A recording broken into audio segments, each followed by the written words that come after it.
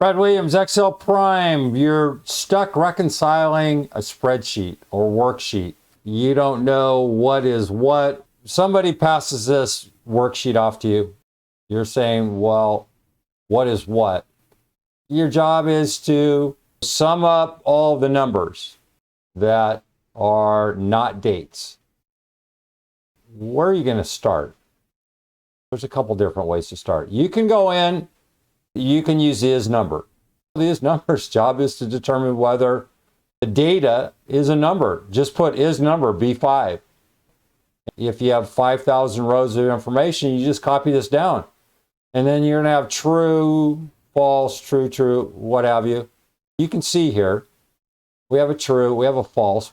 Empty cell is not a number. 145 is a number. 125 is a number. Error is not a number. Text, see, here's the problem.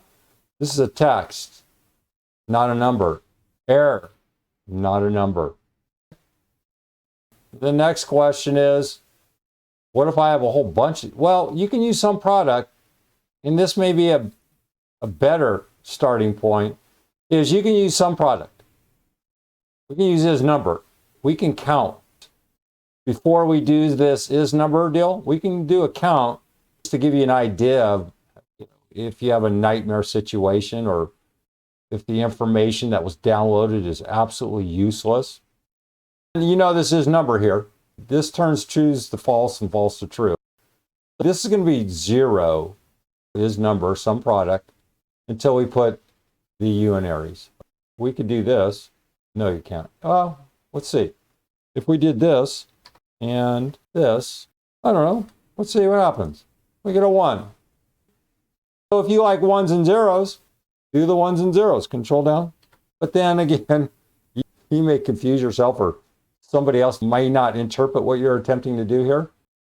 It's your ballpark. You can design it any way you want. There you go. There's just a quick reconciliation of whether you're dealing with numbers or junk. Brad Williams, Excel Primed.